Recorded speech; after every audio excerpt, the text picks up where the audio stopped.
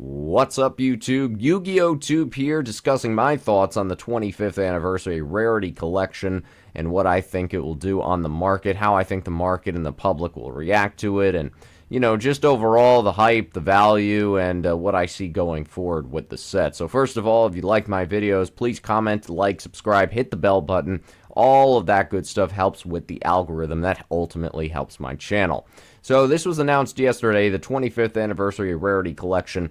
Now, what's interesting about this product is it came out in Japan, in the OCG, and in Korea, I believe, as well. They came out with a Rarity Collection. I believe they had a Rarity Collection and Rarity Collection 2. Don't quote me on that, though. And what happened was with those products, they just exploded. They reprinted some of the best cards in the sets, in just tremendous amounts of rarities, and everyone over there loved it in Asia. Okay, and as a result, the price of the sealed product just really never got back to MSRP. It looked as if the Asian market, they did not overproduce it either. So that was good for the long-term value of the product. And of course, just the popular demand had enough people to really rip through that product to really get it going on the secondary market. So instead of, I believe, 15 packs per box in Japan and in the OCG, this is only going to be, or I'm sorry, this is going to be 24 packs per box. Okay, so you get more packs per box, 12 boxes, I believe, per case, so that's also great. And it's coming out in November of 2023, MSRP of $5. And what's interesting about it, it's only 5 cards a pack, so it's a dollar a card, a little bit more premier high-end than just the normal booster box sets that we are used to. So again, if you hadn't heard already, I think most of us had, just coming in November, you've got a huge checklist, I believe 79 different cards coming out in 7 different rarities. The Supers, Ultras, Secrets, Quarter Century, Platinum Secrets from the 2015 Mega Tin. So what that was really just a secret rare that kind of was just more secret rare than usual, kind of leaked and bled onto the entire card and the borders and all that stuff. The prismatic style collector's rare, this is the Japanese collector's rare here. As you can see, here's just an example of one, Ancient Fairy Dragon. This is a collector's rare. Kind of reminds me, of the collector's rare that we're used to in Toon Chaos and some other sets, King's Court as well. So that was the Japanese collector's rare technology. I believe, I think it's slightly different. See, that's a Rarity Collection 04. So yeah, I believe this is what we'd be getting here, this kind of rarity. It's hard, though, without actually seeing, photos of it prior. And in the prismatic style Ultimates was just 3D varnish effect, same as the Japanese Ultimate. This is where I'm very disappointed. It's not the same as just the normal Ultimate rares that we're used to, unfortunately. It seems to be just slightly different. Yes, a little. It has more pop, right? Embossed, but unfortunately, from my understanding in my research, that no, it's not going to be an Ultimate rare that we're used to. So that really, really is unfortunate, because if this were like old school type Ultimate rares with these 79 cards, I would be just absolutely pumped. But unfortunately, I don't think that's the case. You can see here that there's, tons of cards that people love. Ash Blossom, Infinite Impermanence. You've got Egyptian God Slime. I know people were saying that's like a $50 card right now. That'll crash the market. I agree. The market's going to crash for something like this card, Egyptian God Slime. The market will crash in general for any relatively expensive staple in any meta deck. Okay? That's basically the gist of this. If you have a card right now, let's say that's worth, I don't know, 40, 50 bucks, it's a staple. Like if you had Egyptian God Slime right now, you better be selling. I'm sure it's already dipping probably, but right now you better be selling it, because what's going to happen is you're going to have leaked onto the market so many different versions of that card to where the supply just gets so high, way too high, and then obviously the demand for that original print of Egyptian God Slime is going down the drain, because you could go and get a card for probably a few bucks. So why would you go and spend, 50 bucks for it? Now, again, there's 7 different rarities, which is cool, which means you could go and get, for example, the Ultimate or Collector's Rare type style of that card, which still should have certainly some value. But again, when you have 7 different possibilities to choose from of the same exact card, what that's basically saying is, yeah, you have a lot of variants to choose from, but there's a ton. There are a ton of variants, which means there's a ton of different options, a ton of different supply to choose from, and as a result, just that massive flood on the market will bring down any of these cards. Now, I think, for example, a first edition Ash Blossom will hold, certainly the secret rare. That should hold a lot of value. Even like the effect veiler, of course, that's not going to really affect, no pun intended, the value of an effect veiler in the highest rarity original print. I think those cards, for example, are just so set in stone, I guess you would say. What was it, 2013 or 2015 was Ash Blossom? But something like Egyptian God Slime, like that's a relatively new card, I believe, right? Does anyone know when that came out, Egyptian God Slime? I believe that's a relatively new card. And so, as a result, that should take a little bit of a hit. But for those old school staple cards, I don't think that the original versions of those high rarity, high, grade condition cards will take a hit. I think they're just, it's almost like, for example, how many Blue Eyes cards have been reprinted to oblivion? Does that affect the LOB first edition? No, right? Because that original one still has that, long-term steadiness to it. How many first edition, or how many, Chaos Emperor Dragons have been printed since the original IOC print? Millions of them.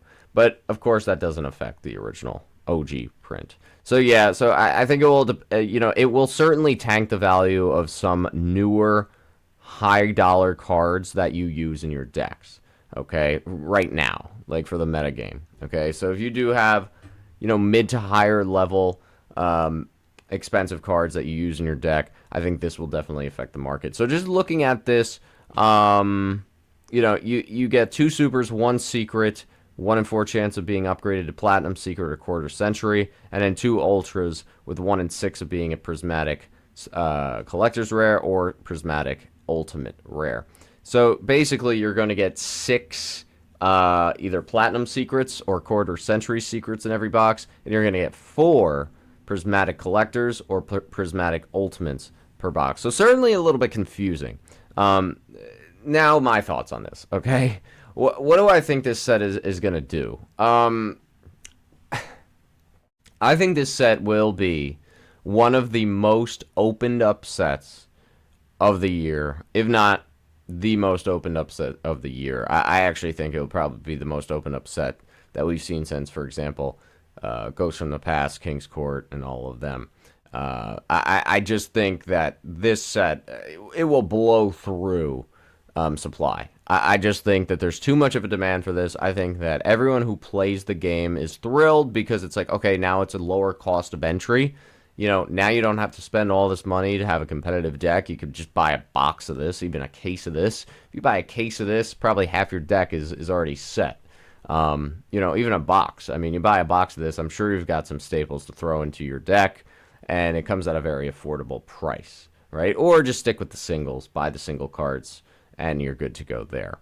So, yeah, I think it's great for players. It's wonderful for players because now, and I think Konami's target here is to say, look, now we can give players what they want, a nice cheaper alternative of good-looking cards, and they're happy. And it's, in terms of value, you get great value for this. If you're a player, wonderful value.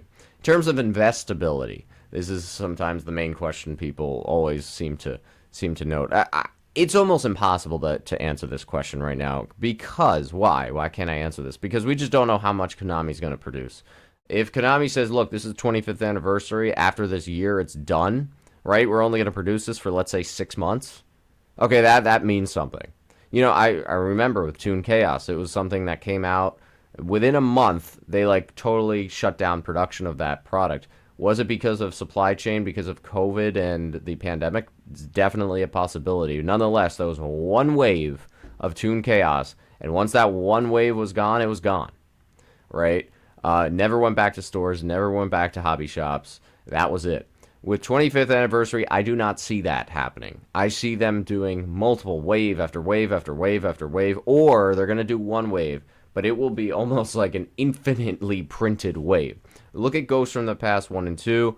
tremendous higher end sets that people were excited for. They're still sitting at MSRP right now. The reason being is because they just produced, I believe, 1 to 2 waves of each product, and each product sold wonderfully, but there was just so much supply, right? This was like mid-pandemic when like cards were at their top hype, when Pokemon produced 9 billion cards in like 2 years or 3 years.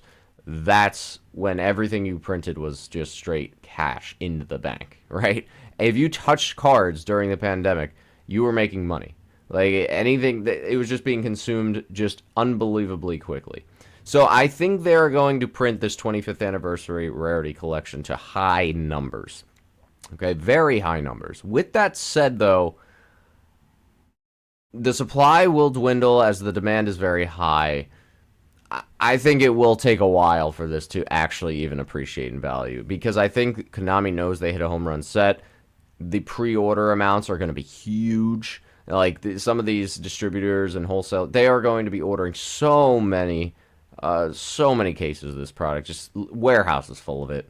So I think everyone knows this is going to be a home run set, similar, for example, to Ghosts of the Past 2, where everyone knew that was going to be a banger set. I think the same thing is going to happen here, and as a result, Konami's going to look at those projections and those numbers and say, all right, time to run the presses on this.